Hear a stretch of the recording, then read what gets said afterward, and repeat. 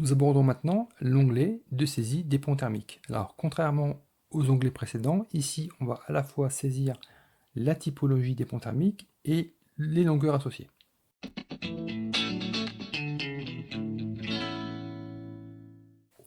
Donc ici, si vous n'êtes pas familier avec la notion de pont thermique, sachez qu'on a aussi des vidéos sur cette chaîne YouTube qui expliquent comment ça marche. Mais les ponts thermiques, dans la méthode 3CL, s'attachent particulièrement aux liaisons des parois et aux liaisons entre les parois et les menuiseries. Donc parois opaques, parois vitrées. Ici, on a la liaison donc mur extérieur, plancher bas. On sait que les murs sont isolés. On sait que ce sont des murs ossature bois, donc on va prendre cette ligne. Et on sait que le plancher est isolé.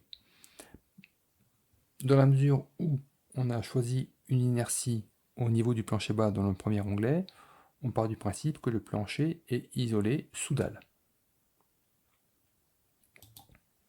La longueur correspond au périmètre du rez-de-chaussée. Donc on l'avait indiqué tout à l'heure, 43,80 m.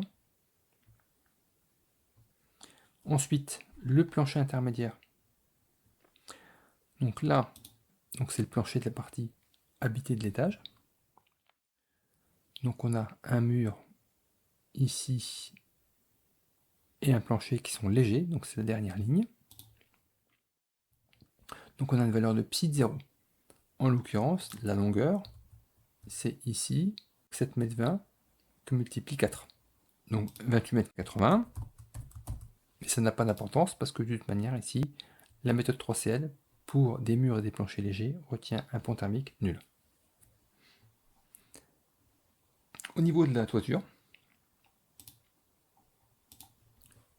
on va regarder également pour la partie 3CL. Et donc là, on est sur des planchers hauts en structure légère.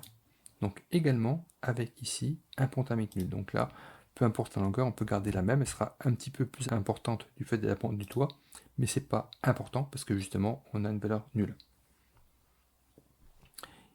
On n'a pas de mur de refend lourd dans cette maison ossature bois. Donc ici, la dernière ligne reste vide. Et on a terminé avec les ponts thermiques.